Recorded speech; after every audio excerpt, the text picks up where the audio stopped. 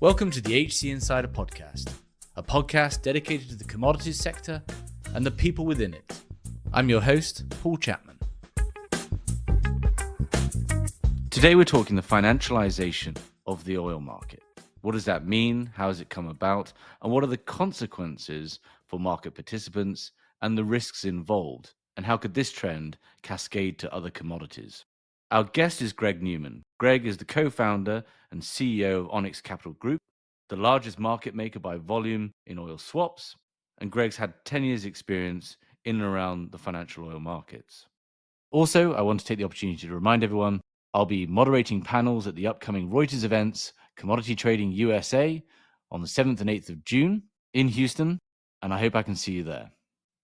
As always, if you enjoy the episode, please do leave us a review on the platform you're listening on, and I hope you enjoy the show.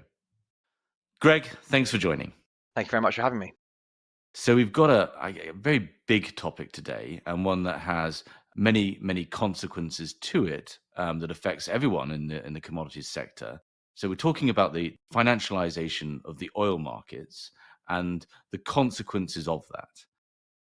So before we go any further, can you just take us back to before the financial crisis and how the oil market used to trade? It was predominantly OTC, bilateral trades. Can you just sort of set the history up for us before we go into how it's developed over the last 10 years since the financial crisis? Absolutely. I mean, certainly oil, to begin with, is whenever we talk about the oil markets, it's always been seen as this opaque market. And I think that comes from about 10 years ago and everything prior to that.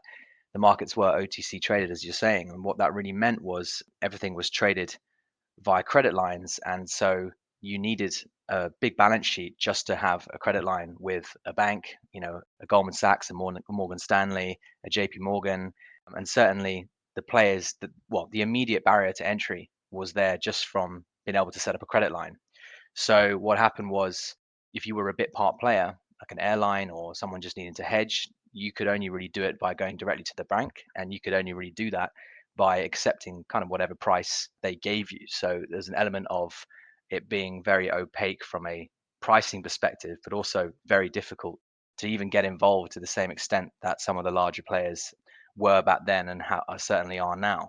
So that set up the landscape for essentially a huge amount of volume and influence in oil prices around the world, dictated by a very small number of individuals. And it's not that long ago, but this pre-financial crisis, banks were the biggest in all markets, of course, but in oil markets in particular.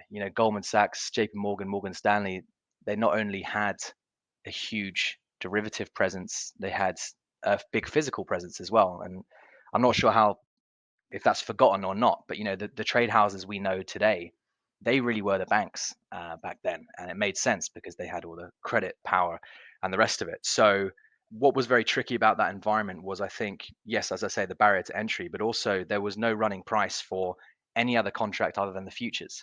So the oil swaps market in particular is what we call it, but really they were defined as swaps before they were on the exchange for that very reason, in that they were contracts designed for more accurate hedging, but you could only trade them with banks bilaterally or counterpart to counterpart through a credit line. But in 2011, end of 2012, sorry, ICE in particular, and then CME started to list these oil swap contracts on the exchange. And I think just looking at it superficially, they started to list these contracts, and then people started to get on the exchange, and suddenly there was more transparency. That's absolutely correct. But I think really the biggest shift was the financial crisis, because the banks had to pull out from having so much cash on their balance sheet, or not pull out, but they had to restrict the amount of cash they had on their balance sheet, which meant they couldn't as easily offer out credit to everyone. So they had to be more restricted there. They were also restricted in their proprietary trading, so the Volcker rule. So suddenly the banks, who had really a trade house type model that we know today, they suddenly were becoming just a pure financing role almost overnight. So they had to pull out. Their margins weren't considered attractive anymore. This went from pretty much every bank wanting to be involved in commodities and oil to suddenly no one wanting to be in, and it was only really a few banks who stayed behind. So that just completely changed the market. So that, combined with interest rates being very low meant access to cash was a lot easier. And I only know this now in a way, didn't really fully comprehend it at the time. But if you have the double whammy of wanting more transparency, but also needing to put up cash for the exchange, as soon as cash is cheap, cash is much more easy to access from a lending perspective. Suddenly, getting access to the exchange wasn't a big deal, and that two-pronged attack of regulations coming in, restrictions coming in on the banks, and then access to leverage and cash in the from the kind of financing banks led to the oil market having these participants that were essentially just previously no chance of being in the market to suddenly being able to participate. So there's been a huge journey since. There's a talk about that global financial crisis and some of the regulation that pushed these contracts onto the exchange. But just so we're all on the same page, so prior to the financial crisis, there was price discovery around these futures. Can you just talk to that a little? What there was available and what were the liquid markets that other people could participate in? And could you also, I know it's very basic, but could you also just, for my benefit, describe, just make sure what is a swap? Can you just give us an understanding of that as well? Because it will be important later on, of course. Sure. No, of course. The futures markets, particularly Brent, WTI, RBOB, and Gasol, those contracts go a long way to hedging the majority of price risk, and you could certainly trade them in a fairly liquid manner, right? The bid offer is being tight for a long, long time. Lots of volume, lots of open interest. I think it was very well understood from an early kind of 20, 30 years ago almost. So that was very much available, but to even retail traders, index providers. So there's a lot of financialization in there to some degree. I would say 10 years ago, not so much machine learning, systematic trading, not nearly as much as there is now. But of course, that was still on the radar. There's still a lot of financial led trading rather than just pure physical hedging. So swaps, it's frustrating in a way because it doesn't actually mean anything. The swaps, they actually are futures. They're just what they used to be called swaps because of the definition when you were trading with banks. But the way I put it is the swaps market is the sub market for oil. So you have these benchmarks, the crude futures and some product futures, but to really get exposure to all the different products in all the different regions with all the different specifications, in theory, there can be a swap contract or a futures contract for any single one of those contracts or specifications.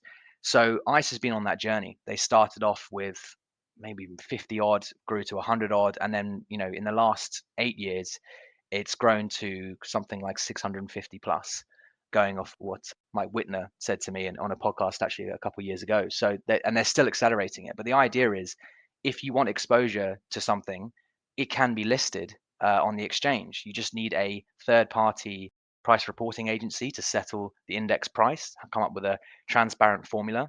And as long as that goes through an audit and it meets the regulatory rules, in theory, any index can be listed as a contract.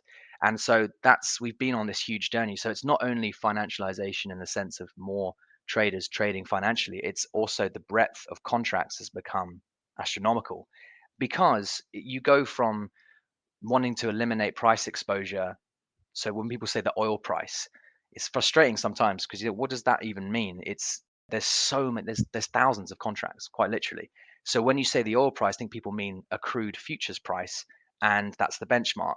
But which crude future? So even Brent, if you want the exposure to actually get you to the physical underlying crude that prices Brent, there's a big difference in that price between the dated Brent swap that or the dated Brent future that underpins this Brent futures contract. They're actually two very different prices and move very differently.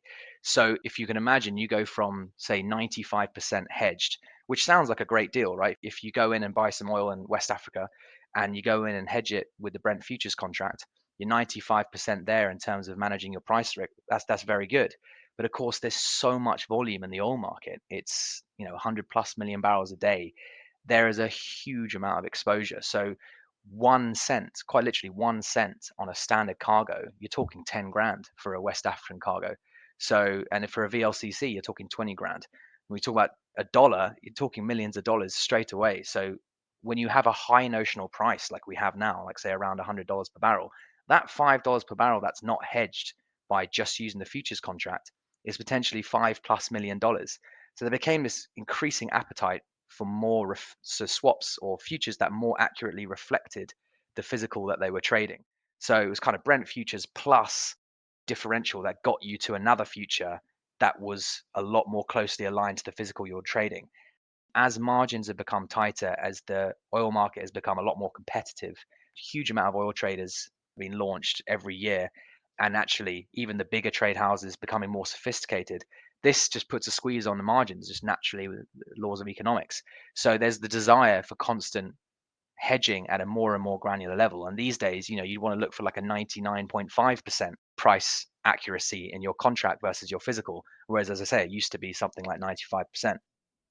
Can you just give me just so I have it right? What is an example of the swap that gets you from 95 to 99? 99. No one really trades these swaps as an outright price. They trade the Brent futures or the WTI futures, and they trade the differentials to get the more granular hedge on.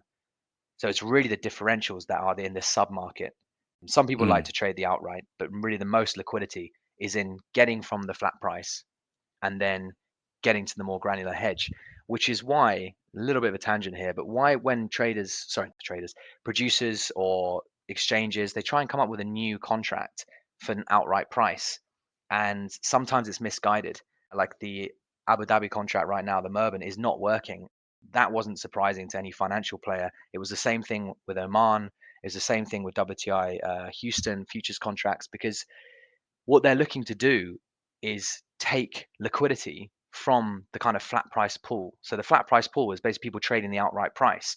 So every oil trader, no matter what they're doing, if they're going to trade the outright price of crude, they use Brent or WTI, and then they will trade differentials to get where they want to. So they can move it to Dubai, they can move it to Brent risk, they can move it to product risk, and that's how the game works. You get rid of your outright exposure from crude, and then you start trading the differentials.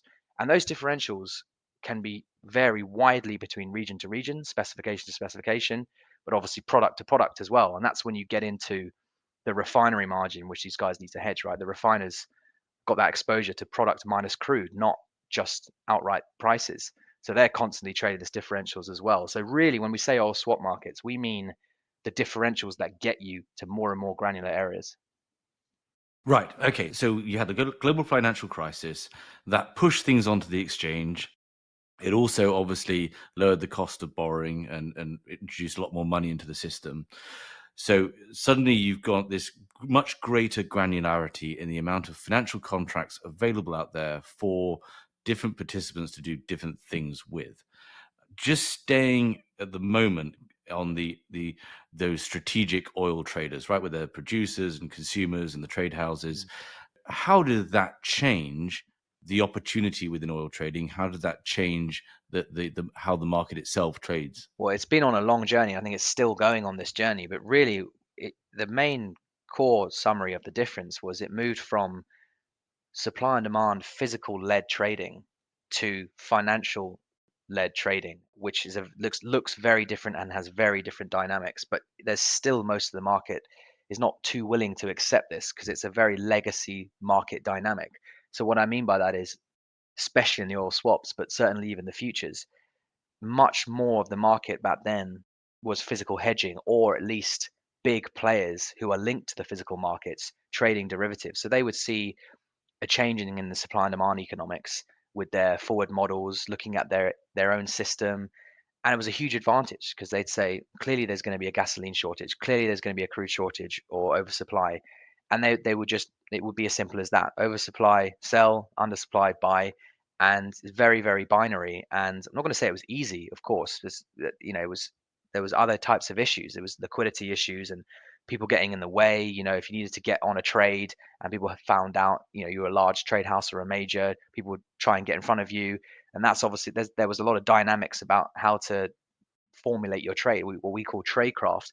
But that's evolved so much because what's happened is that edge of having an integrated system, integrated all the way from upstream production down to refiner and then the end user. In a major, that's the definition of a major, really. They can see the whole chain. If they've got a big enough presence, they can see every region, all these refiners, where the demands are, where the pockets of demands are, and the supply. And that allows them to have a very good idea of what's going to happen on these differentials or even the outright price. The problem is the data and technology push, which some people say has been very slow, including myself in oil, but really where I would say it hasn't been that slow is in the physical market. So the access to information for understanding storage, understanding supply and demand, these kind of things, that's heavily democratized because you've got machine learning models, like very high end machine learning models with access to a huge amount of data, basically giving you the highest level possible analysis on forward supply and demand, storage, and ship tracking.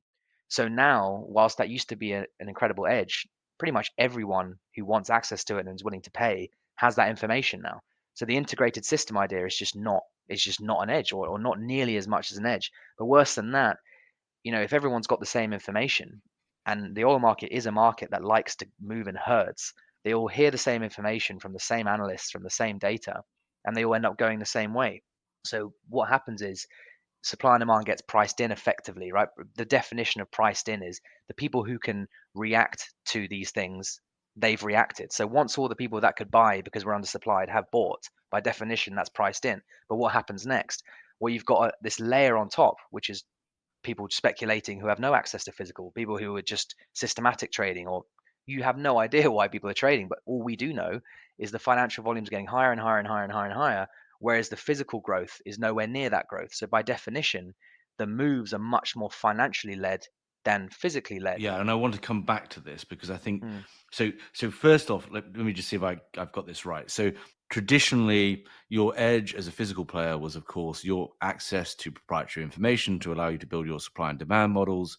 But what's happened is both that information now is more broadly available. You can buy it, mhm, but actually, you're getting a much more accurate picture on the forward curve now as a result of all of these new contracts being available, mhm. everything being on exchanges, that in reality, we're seeing much more immediately the accuracy of the forward curve to the reality of the supply and demand before we get into then the role of systematics and financial traders and so forth.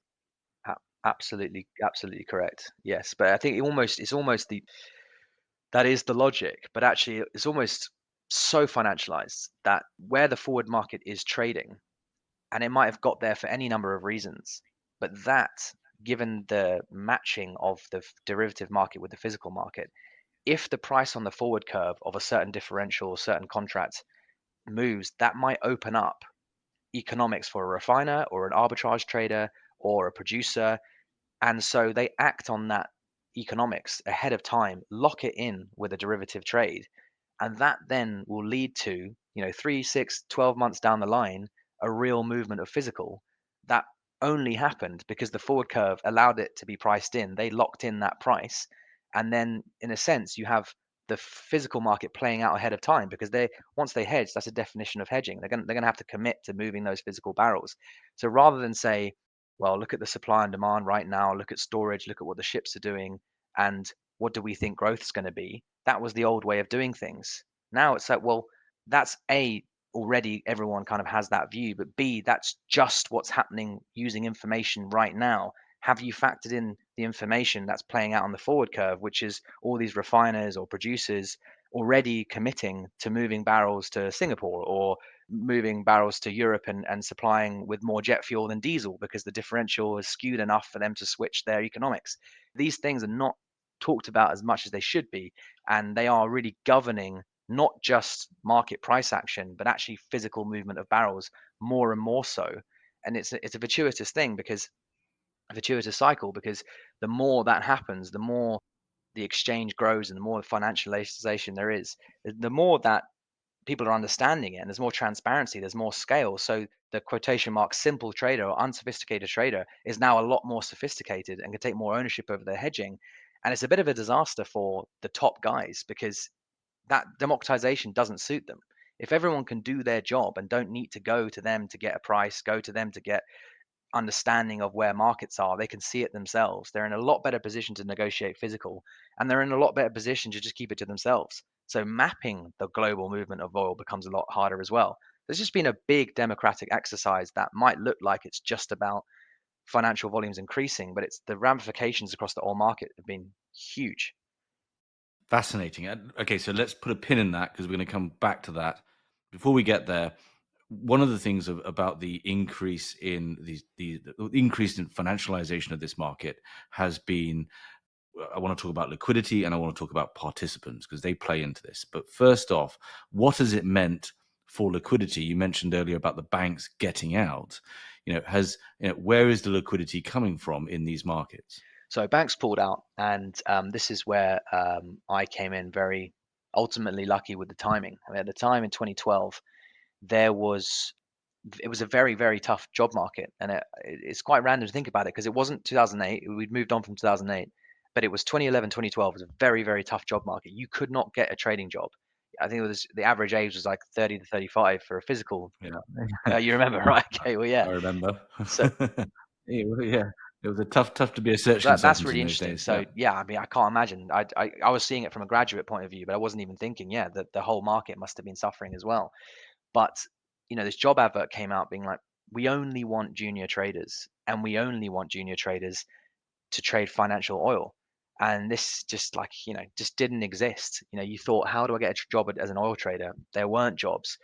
So what happened was my last boss, Alf Salty, he started up Mandara, and he actually came from an investment bank or investment banks, and he set up this small trading operation to do exactly to basically capitalize on this exact thing.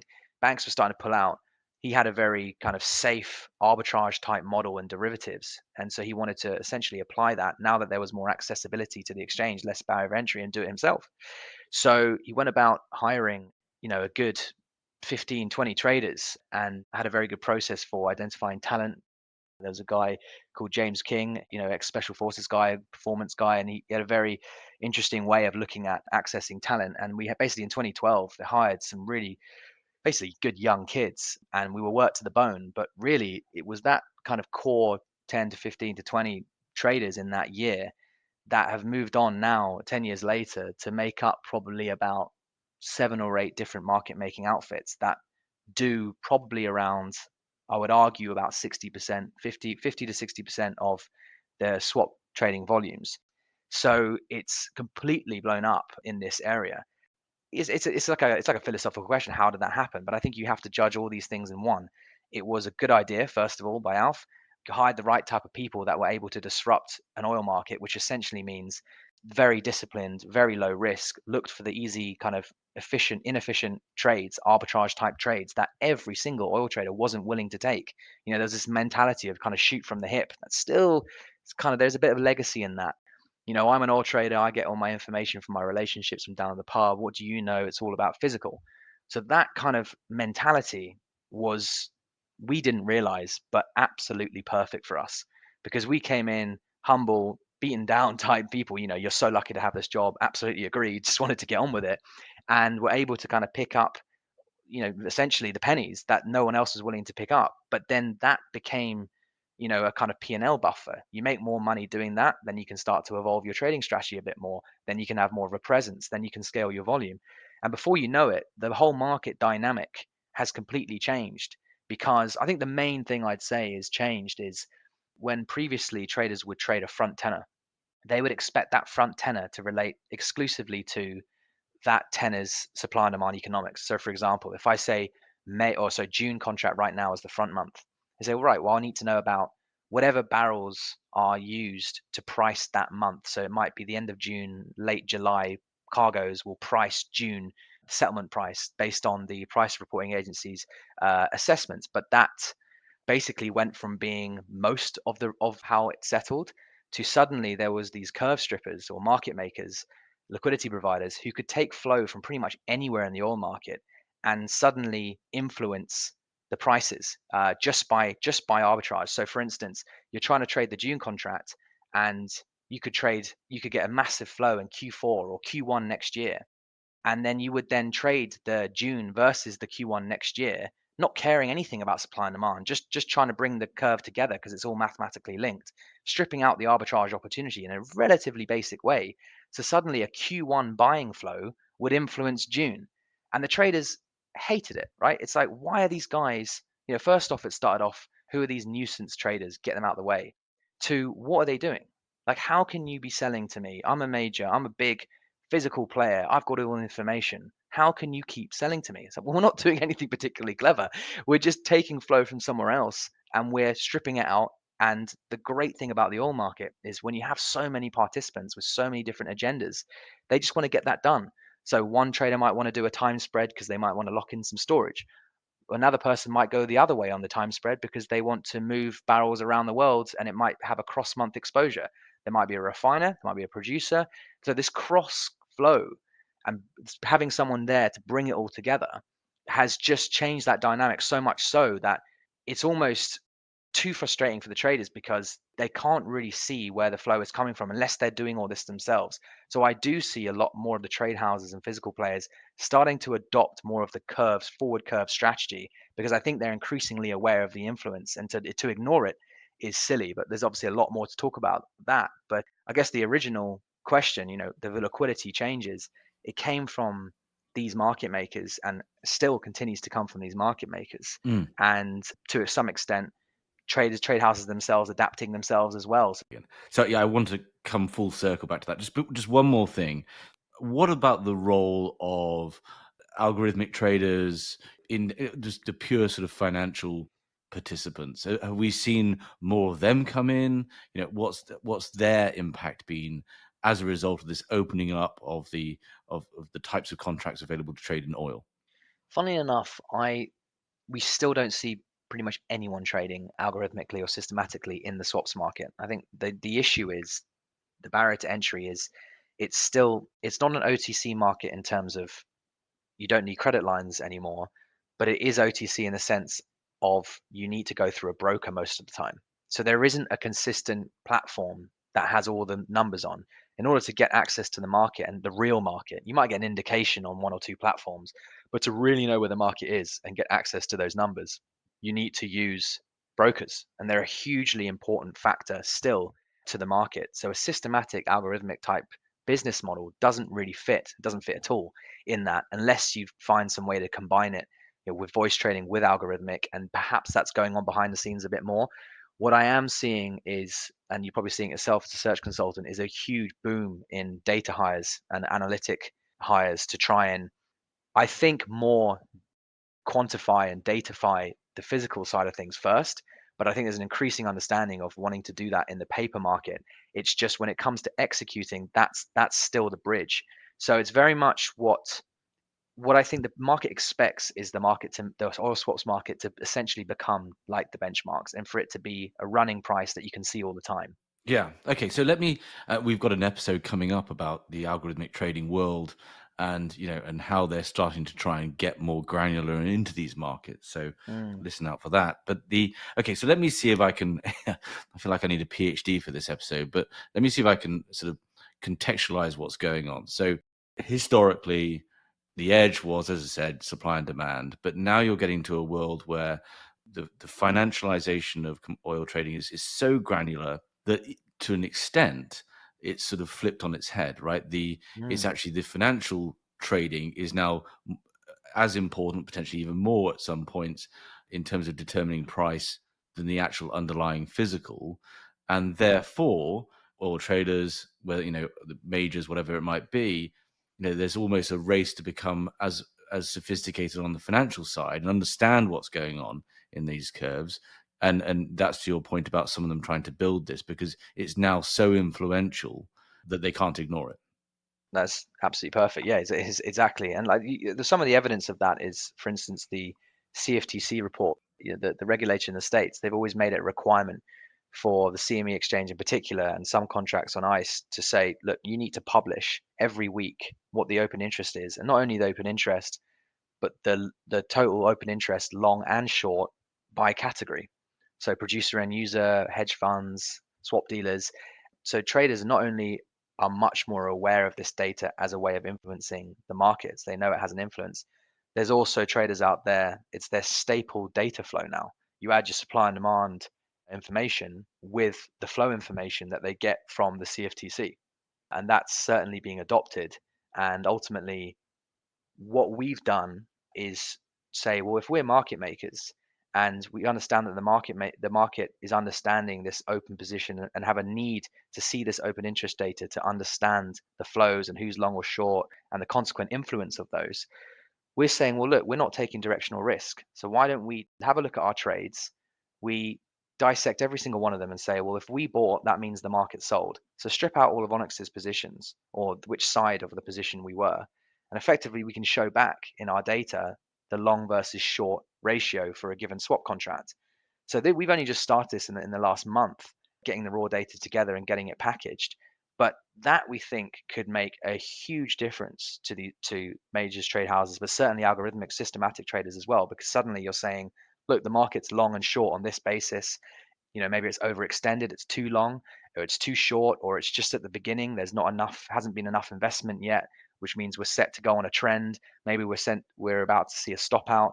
These type of things, I know the market is starting to understand is very, very influential. So the historical quantitative strategy of essentially buying the low and selling high would also be coupled with, but look, it's a historical high and it doesn't make sense physically.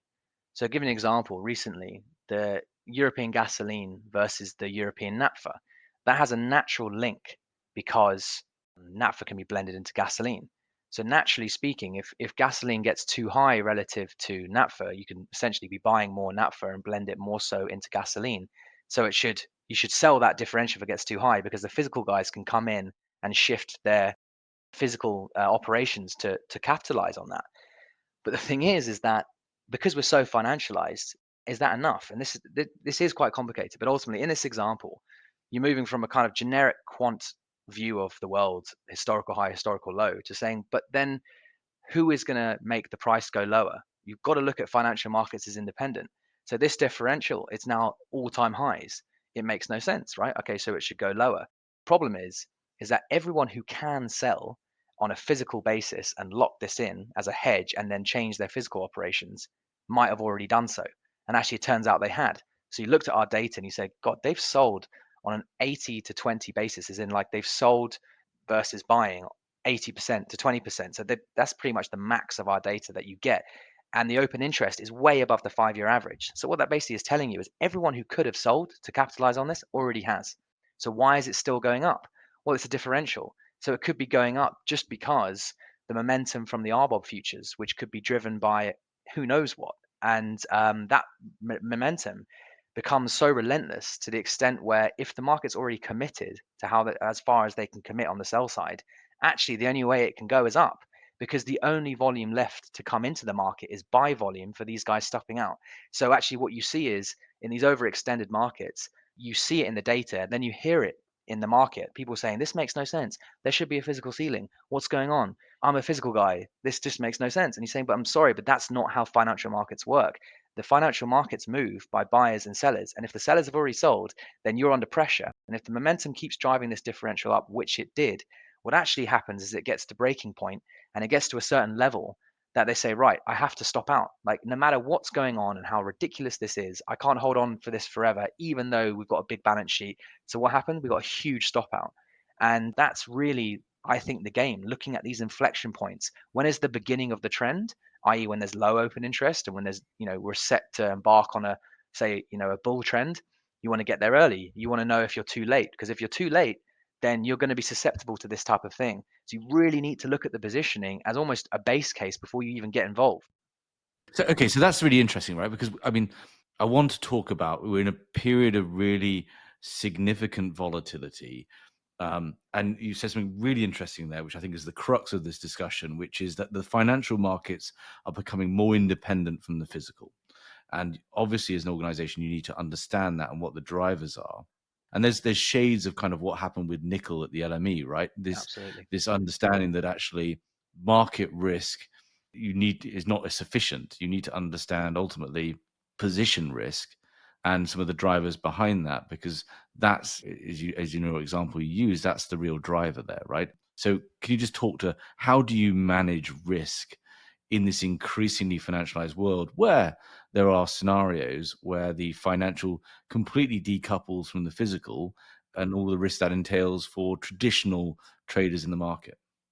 Yeah, I mean, it's so fascinating because I think what made this really more understood was the whole GameStop and retail trading environment in 2020. Now, that GameStop stock that was essentially bought up only on the basis that it was released and made public, or people understood from the data, publicly available data, that the hedge funds were not just short, they'd gone too far. They got themselves max short. So they understood, the retail guys understood, if we keep buying this up, then they're not going to be able to fund the margin calls when they for their losses. At some point, they're going to have to stop out. And when they stop out, that's when we'll sell. But until then, the big issue then was the hedge funds got too short. It wasn't that they got short, it was they got cocky. So what's happening now is definitely more of an understanding of that in stocks, and it's been great to see in a way. But where it's not great to see is when it becomes disorderly for financial markets. So you mentioned nickel, and I was having this conversation. Well, I've had this conversation lots of times. People saying it's so bad what the LME did. Suspended all these trading. So, but this it's just more complicated than that. The financial system, the financial derivative system, is only as good as how it's designed and its makeup. So ultimately, it's not designed to have one-sided risk in that way. So when a Russia crisis happens and it's already markets already on a bullish run, it's already kind of moving to overextended, and then there's absolutely no reason to sell because every analyst is saying you should hold on to your risk if you're long. Everyone else is saying buy. It's an obvious bullish event. The market is not prepared to price or effectively set the price on a derivative basis for a market that has no sellers. So people need to remember this. Like, liquidity is always the most important thing, and this is where overhype can be really, really dangerous. So the nickel example, that people were putting a squeeze on this short, it was also a very bullish environment. So the exchange has to say, well, look, we're only a venue to say if there's buyers and sellers, whenever there's a trade, the mechanism is okay, fine, that's the price. So at some point they have to close, and this is where the issue comes, right? We have to close the market at some point. But when it closes, then when it reopens and everyone in the world quite literally wants to buy and there's no one to sell, how does the exchange start trading? How do they say, okay, fine, this is where the starting price is? There's no trade because there's no sell side. So it can just keep gapping up. So that's what happens. So nickel it blew up, huge rally, and they had to say, right, limit up. It needs to stop. So we're just going to suspend trading. And they give people some time to get their thoughts together and everything Yeah. else. And the next day comes, same thing happens. And what can you do? The exchange has to say, look, do you want it to just go to infinity? Or do you want this to be an orderly thing? And actually, this was the fault of the over exuberant short and the overextension. Yes, but the lesser of two evils has to be to cancel those trades, because otherwise we're talking about a complete shutdown. And this is the thing with derivatives being so important. If oil goes to 500, it might seem great for financial speculators. Great, the oil price has gone up, I've made loads of money. But the ramifications around the world are just too much for us to say, oh, what a crap system. This is really buckling, this is really bad. No, it's not designed for this. And I think maybe the core issue is not so much the financialization, but maybe the leverage. So if everyone had to put down notional value, if they had notional value exposure, then of course there'd be more cash in the market. People would be less willing to do that. That's potentially one thing. But I actually think what's worse than that even is how human behavior works, right? Why does everyone need to be so comfortable in a herd environment? So you've seen the oil market. One of my favorite things to do is to just type oil in Google and every day click the news section, right? And you just see the hype again and again and again. It's kind of like 80-20, 80% of the time is bullish. But even so, when the market turns, suddenly there's every article in the world is saying bearish. So people love to latch on and they love to be late. They love to be the late majority to every move in the market. So leading up to this crisis, it was the worst environment because the market was already getting talked up, so much so that it was all hype. So every analyst was bullish, and people want comfort in that as much as they say they don't. They do, and they want to be able to justify what they're doing to their bosses and point to third party research. So that hype caused an already overinflated market. And when it came to the Russia Ukraine crisis over the weekend, it was such an obvious thing, bullish impact on the market. But what actually happened? Too many people bought. The system couldn't cope. The price just shocked up to 137, and then the exchange said, "Well, look, what do you want us to do? We have to raise the cash here. The volatility is insane. The prices are insane. You're going to need to put more cash down." And people are in uproar because that means they have to reduce their positions. But what do you want them to do? And on top of Mm. that, why does the market price then go down? Doesn't that tell you everything? We have the biggest, most bullish event in the world ever, ever, ever. And what actually happened? The price went down $30 or even $40. And why? Because financial flows and positioning is what sets the price. And too many people were long and too many people were overhyped. And when they were told to de-risk from their risk managers because there was too much, well, there was a need for cash to hold these positions that they didn't have, then the only way was down because they had to sell. And everyone, the very definition is if the market moves down, it's because people had to sell. And if it went down that aggressively, it means there was no one there to buy because everyone was already long. You see what I mean? So Yeah. it's, yeah, this is the roundabout. And is that so? I mean, that's quite a striking statement, effectively. Which are we at a point where, in this somewhat unique super cycle of commodities, if you believe in it, but certainly a period of really high volatility across all of the energy markets, that the exchanges, the functioning of the exchanges, isn't fit for purpose because it allows for too much leverage, for example. Are we endangering the overall stability of the market by this financialization coupled with very cheap money and low margin requirements? So I actually wasn't, as in, yes, the logic is so very sound for what you're saying, but I actually think the exchange did a good job. And they said, look, we're raising the cash requirements. And if you don't like it, like, well, we don't care. I mean, what do you want us to do? We need to have enough cash here that we can continue to make the market orderly. It's not the exchange's fault. And so I'm dissociating between the LME now and ICE. ICE in the oil market, they had to do what they had to do. They didn't say you have to sell. They didn't say the price is too high or the volatility is too high. They said put more cash in if you want to trade, and it's completely reasonable why. And then the bank said, well, we're giving you all this leverage, and the exchange has just come out and raised the margin requirements by 100%. You know what? That's not great. And actually, our own models are saying similar things. Whatever they say, times that by two and put that cash in. So suddenly the people who it's not an issue having leverage. It's an issue that the people who have leverage aren't aware that as soon as that leverage gets cut because of more cash required or too much volatility, they're not prepared for it in their trading strategy. And so what happens is you get all the volatility. So just coming back to more to the question is or more the point I'm trying to make is it's not so much let's stop it. It's we've got to evolve in the way we're thinking. And I think people are, and they are starting to realize this. But a binary, it's got to go up because it's a bullish event, is really a very old school way of thinking. And really, it's about the exchange mechanism and the financial central systems mechanisms. But I think they're working. I mean, we ended up being consolidating in, what, 5 or 6 days. That I think that's a very good result considering look what happened with nickel. They had to actually cancel trades. So I wasn't trying to say it's not working. I was just trying to say that as a function of all these things, the ownership is on you as a trader and as you as a risk manager or you as a firm to understand these things. This is risk. So if you the difference between a Yeah. retail trader and professional trader is what? You're a professional risk manager. It's not You're not hiring a trader to say, you know what, you're a guru, you just got amazing views. No, you're hiring them because they're professional risk managers and they can put on trades and And money managers, right? correct. That's another key part as well, Correct. yeah. So what do you so final couple of questions. So as I said at the very start, it kind of starts out quite small but has many, many cascading consequences for the sector. What is your advice, having built a team that's very successful at understanding the financial curve of the oil markets? What is your advice for the broader physical oil trading community? I mean, how do they get to a point where this level of understanding, this more granular view of risk that has been introduced as a result of the financialization of oil, what does it mean for them and their teams? What type of talent do they now need to have? What does you as an individual oil trader, what skill set do you need to evolve to be able to understand this obviously growing dynamic within the oil markets? So I think the good thing about this is that really it should have happened a while ago. I mean, every other financial asset class, there's traders who very much understand this game.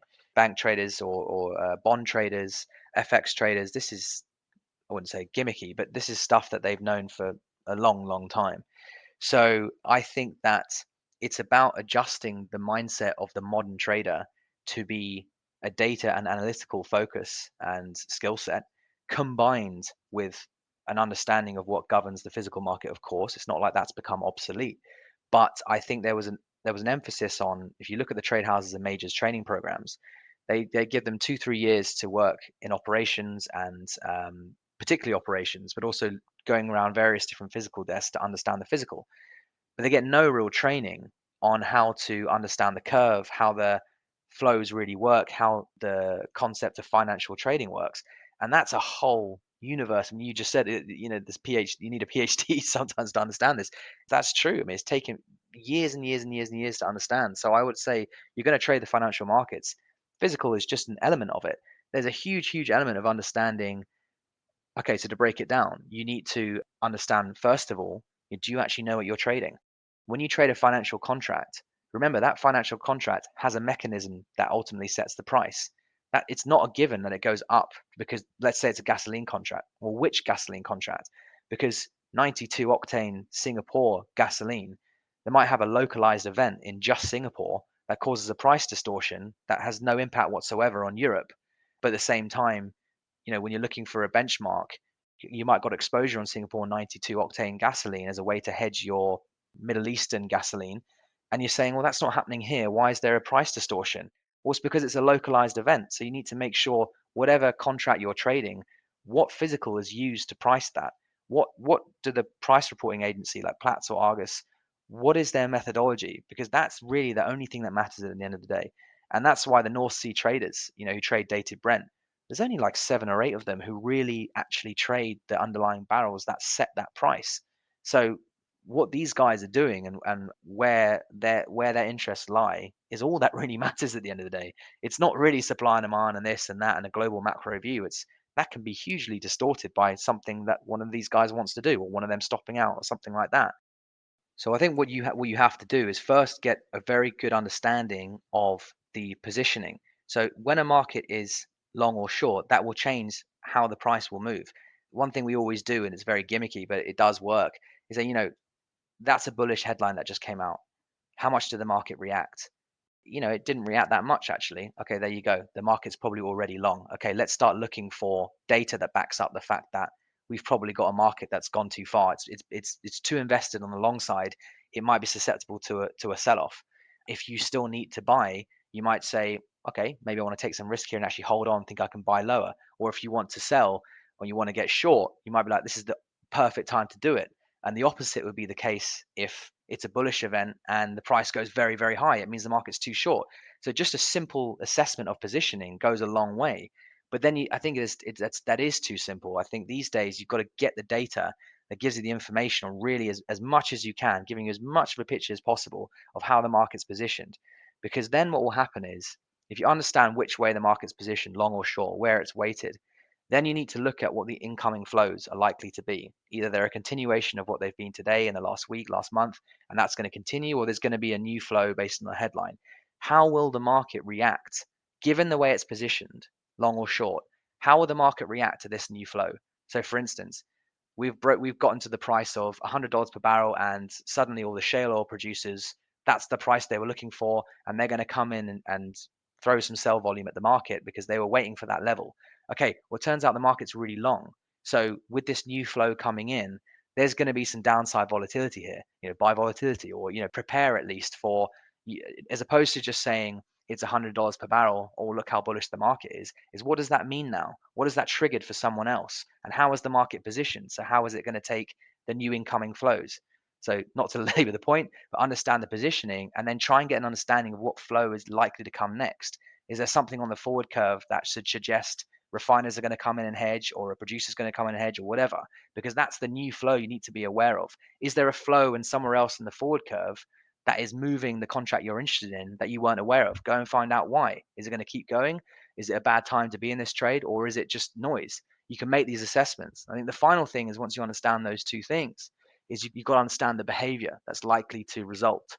Because again, using an extreme example, if everyone's one way and everyone's long, then you get an event like a headline from a Chinese lockdown or whatever it is. The first thing that will happen is the new flow coming in is sell side. The next thing that will happen is the market can't take it because it's too long, and it will start to be quite aggressive downside volatility. But what will happen next is, because it's such aggressive price action, people get scared. So the behavior aspect becomes really, really interesting because behaviors change depending on how invested or underinvested people are. So then you get the fear, and then you get that kind of financial bubble concept. playing out all the time in the oil market? You know, have we been built up with media and enthusiasm and we're too overhyped? Because if we start to move down, then there's going to be panic, and then there's going to be everyone heading for the exit door at the same time. And there's ways to identify that in the price action and say, look, this is clearly stopping out. Why don't we wait a while for them to stop out, track the volumes, track the open interest? Okay, we feel like they've stopped out now. Maybe this is the time to re-enter. Things like that. This is, it's complicated, but at the same time, it is what you have to be doing. You're trading people and their decisions, not so much there's no supply and demand God. There's no physical God who says the price should be up or down. It's buying and selling flows. And the derivative market is so big now, it's 850% bigger than the underlying physical volumes. So it is the other way around. The forward market plays out, and the physical gets negotiated to the derivatives.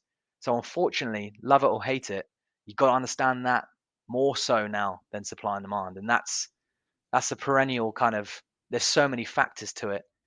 The answer to your question for me is the data analytics side, the financial understanding side, but really the pure trading side. So a lot of the time, and it's not to slag the market off here, obviously they're all revolving and people are doing very, very well, but it's moving to more of an understanding that any other market, traders are traders in that they trade their opponent, they trade the market's behavior. An oil market, there is a resistance to that.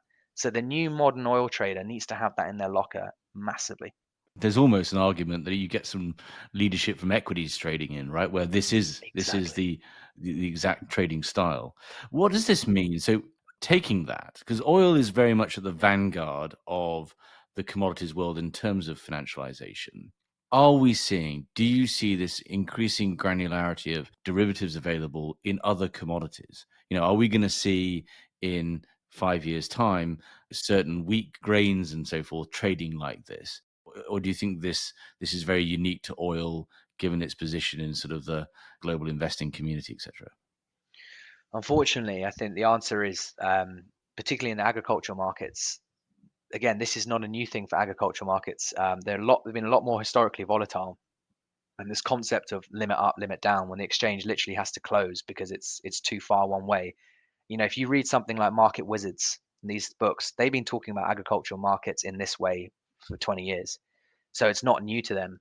I think the hidden thing, what gets all the headlines is oil and natural gas at the moment. But certainly my network, at least people who are interested in the wider markets, commodity networks, they're very concerned about agricultural markets. Yes, because the fundamentals tightening and there's no real way out, it seems. But worse than that, the financialization, exactly. Like this exacerbation when everyone goes out to hedge at the same time their inflation or buy because they can just see where it's going. That's putting the financial system under so much pressure that, yeah, I think, to be honest, it's probably going to get worse, and it's probably going to be to the extent where actually oil seems more quite manageable. So that's the unfortunate truth, I think. I hope I'm wrong. Well, it's been really fascinating, Greg. Do you want to just share where people can find you and Onyx's website and so forth? Absolutely. So it's onyxcapitalgroup.com is our core website. You can find everything we do there. But we're pretty active on LinkedIn, and that's just, again, searching either my name, Greg Newman. I post quite a lot on LinkedIn, or Onyx Capital Group and our associated companies on LinkedIn, and that's, you find everything there. Well, it's been fascinating. It's been slightly mind-bending at times for me, but I'm sure not for our listeners. And look, I hope we can have you back on in a year or so and kind of see how this is all playing out over a period of obviously extreme volatility and risk in the oil sector. I would love to. Honestly, I think you break down and assimilate information very quickly for someone who doesn't know this market. So it's great listening to your podcast, and that was enjoyable too. So thank you. Well, you're too kind. Thank you for listening. If you enjoyed this episode and want to support the show, please give us a positive review on Apple Podcasts or Spotify. To find out more about HC Insider and HC Group, a search and advisory firm dedicated to the commodity markets, visit our website at www.hcgroup.global. There you can find out more about our services and our offices around the world. There you can also find more content, from interviews to insight pieces to more podcasts focused on the commodity value chains. Thanks again for listening.